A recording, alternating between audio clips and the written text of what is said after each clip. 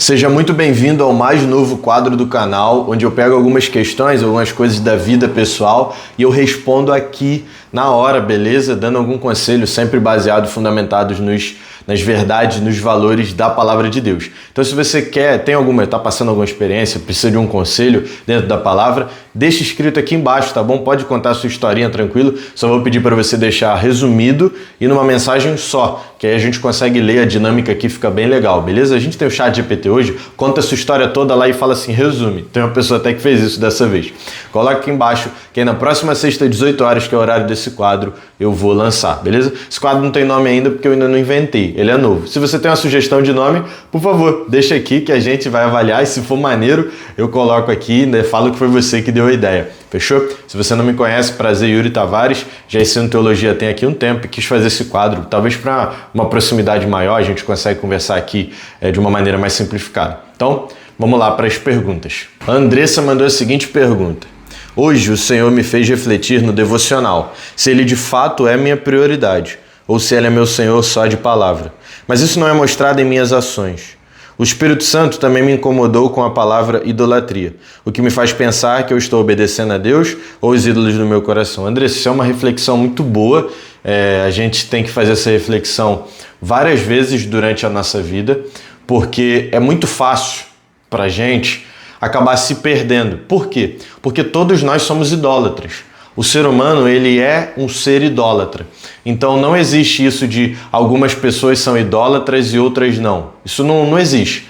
Toda pessoa é idólatra. Só que umas adoram umas coisas, outras adoram outras coisas, né? Idolatria tem muita relação com adoração. Então, qual que deve ser o nosso foco? Abandonar a idolatria? Não. O nosso foco deve ser idolatrar a coisa certa. Então, primeira coisa e talvez a mais importante.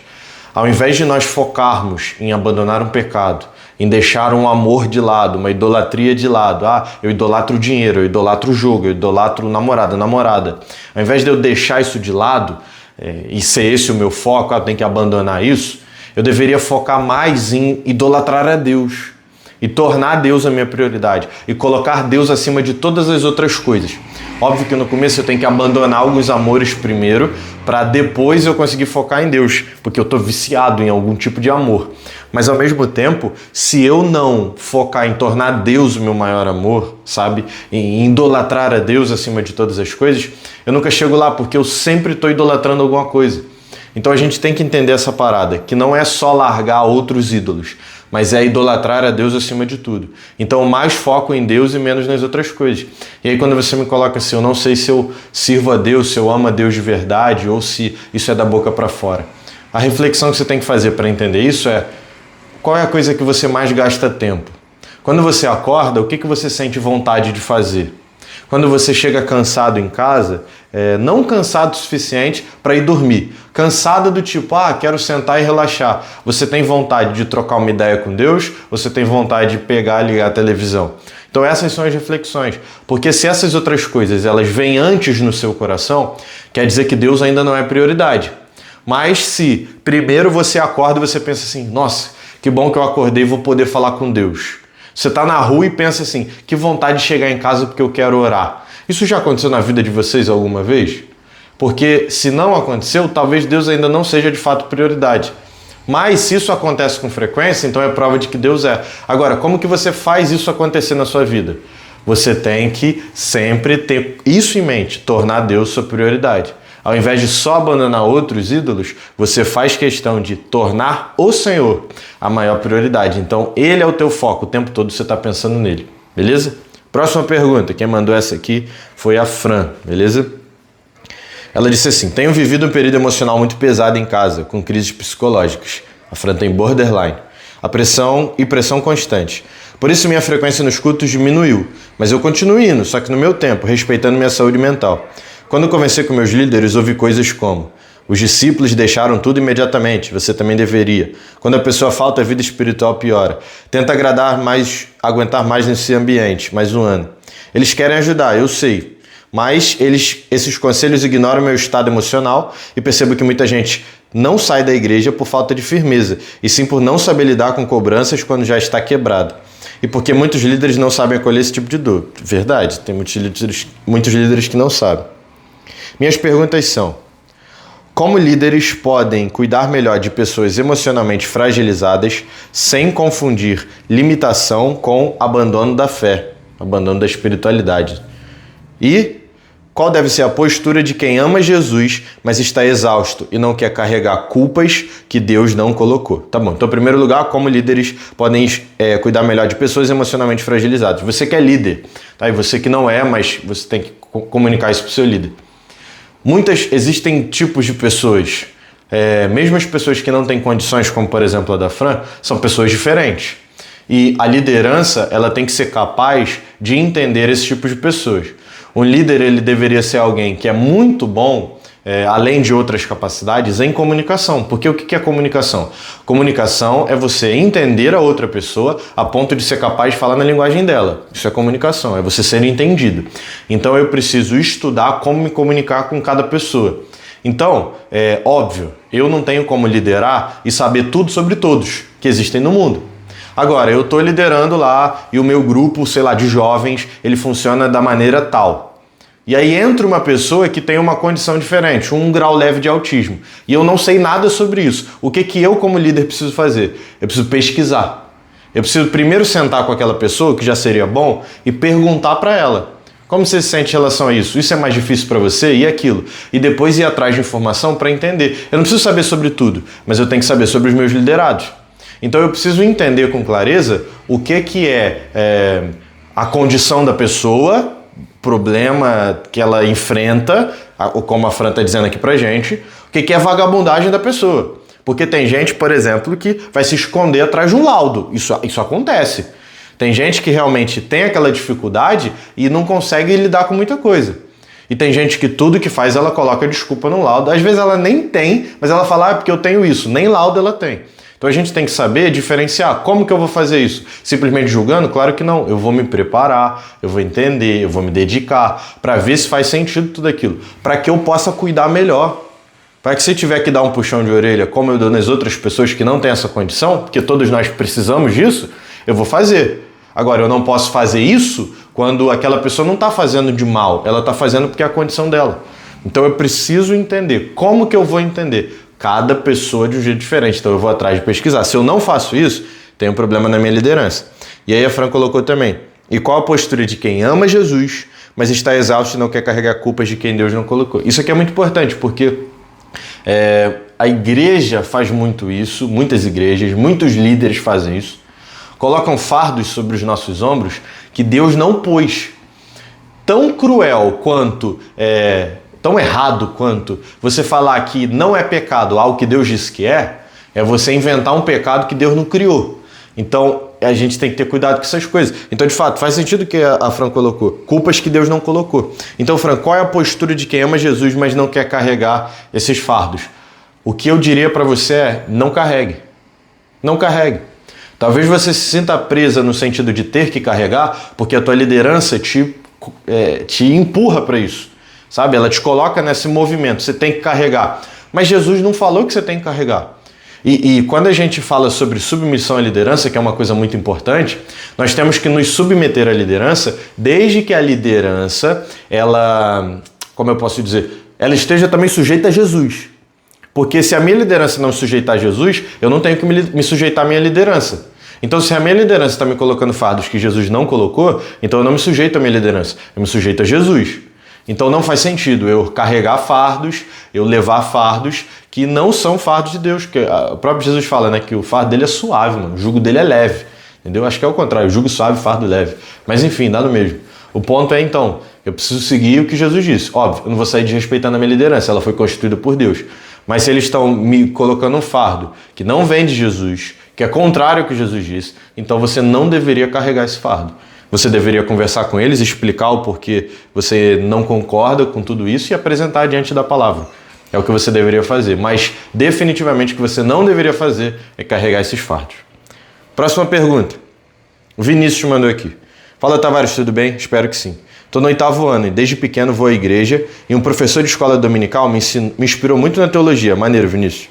Entre outras pessoas que tive o exemplo, indo direto ao ponto, eu queria saber que tipo de palavra. base eu deveria buscar para falar sobre o Evangelho? Até hoje só tive ideia de um momento de mensagem, e eu acho que talvez seja muito complicado para quem pouco conhece Deus, sobre Romanos, os primeiros capítulos. Fora que nas poucas conversas que eu tive, eu já de vez em quando já quase falei muitas coisas errôneas.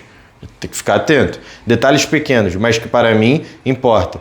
Eu percebi que tenho medo de dizer heresias. Sei que deveria buscar a ajuda de Deus, mas não gostaria de dispensar sua ajuda. Mano, tamo junto, tamo aqui. Primeira coisa, esse medo é positivo, tá?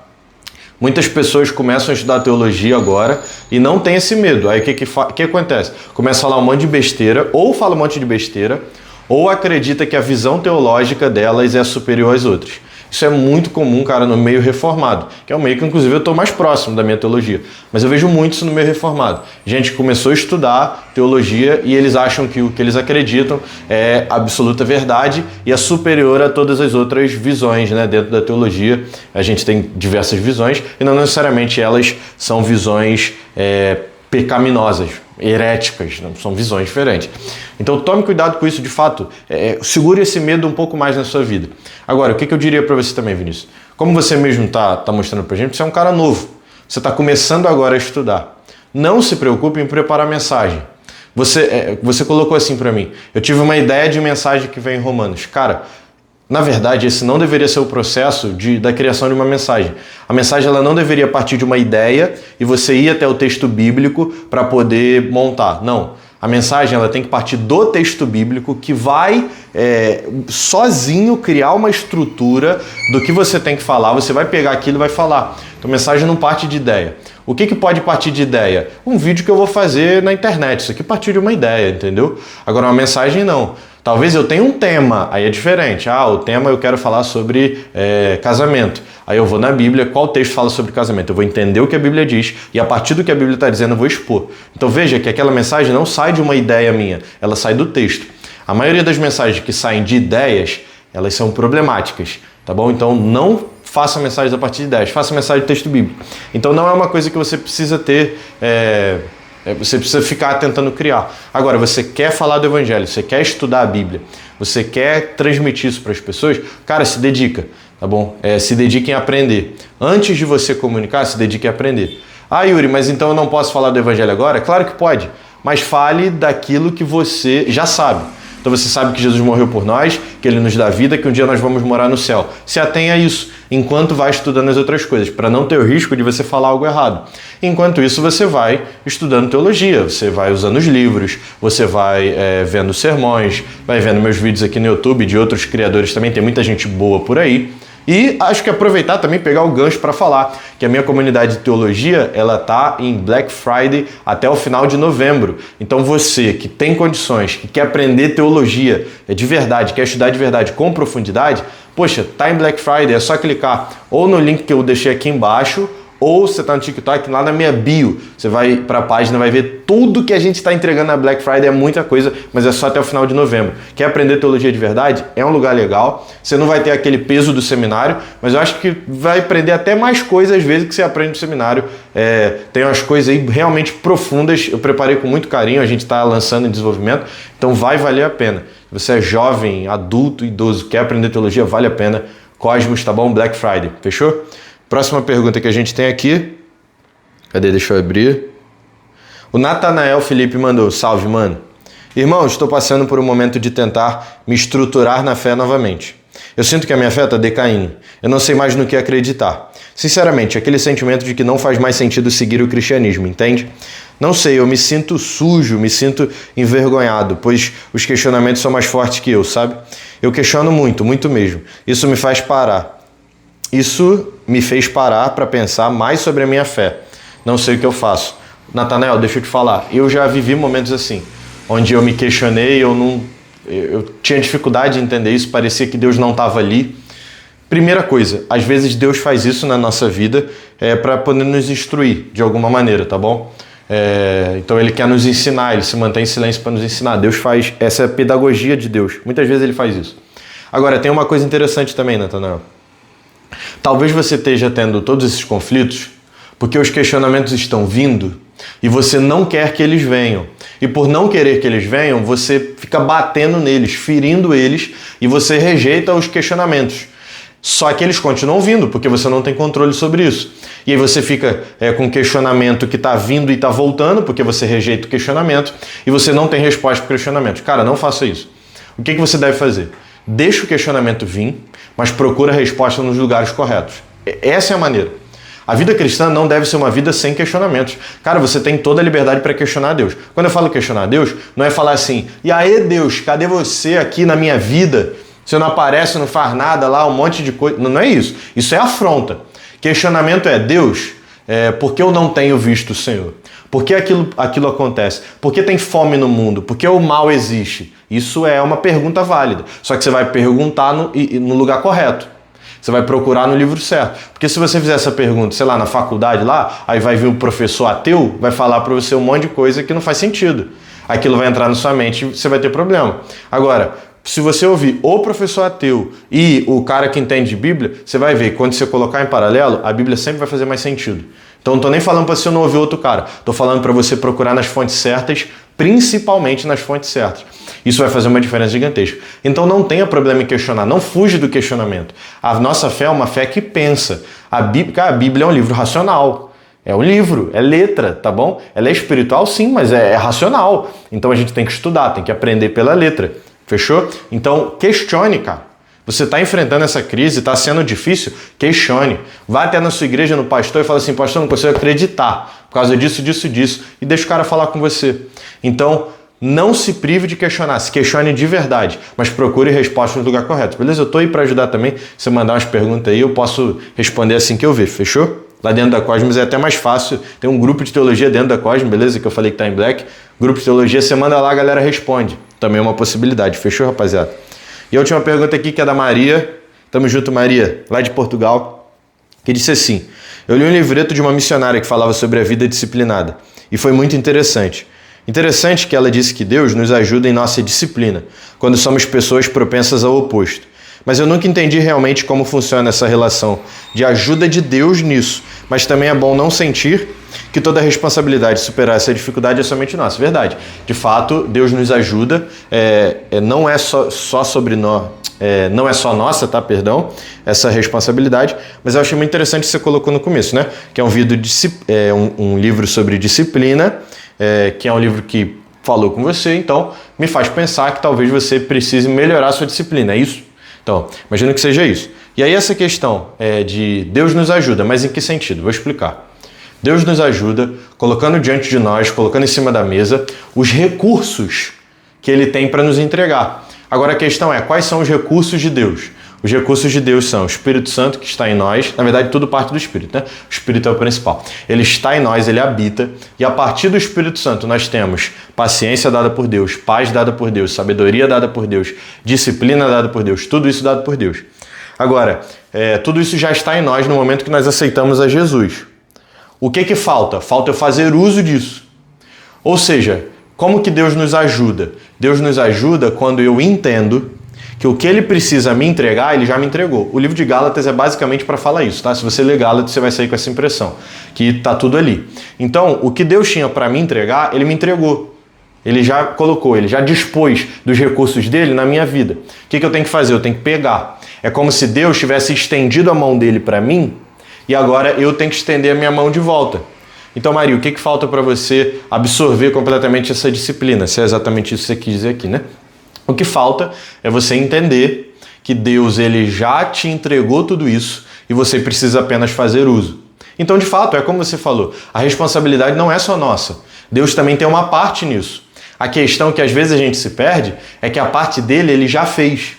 E a gente fica orando e falando, Deus, derrama, Senhor, me dá mais, Senhor, libera mais. Só que Ele já fez, entendeu? Não é errado orar isso, porque é uma oração dependente, a gente está ali dependendo de Deus. Mas a gente não pode esquecer que Ele já fez, Ele já entregou. Então o que eu vou fazer? Eu vou fazer uso dessa disciplina. Eu vou me dedicar mais, consciente de que o Senhor já está me dando. Consciente de que se eu tentar, eu vou conseguir. É a mesma lógica para vencer o pecado. Se eu tentar vencer aquele pecado, eu vou conseguir vencer. Por quê? Porque todos os recursos que eu tenho, que eu precisava, Deus já me deu. Eu já tenho. Beleza? Fechou, rapaziada? Sexta-feira nós estamos aí de novo, 18 horas, espero que vocês tenham gostado. Deixa um comentário aqui se vocês gostaram e os conselhos que vocês querem para a próxima sexta-feira que eu vou ler, especialmente os daqui do YouTube e do TikTok, né? Tamo junto, fiquem com Jesus.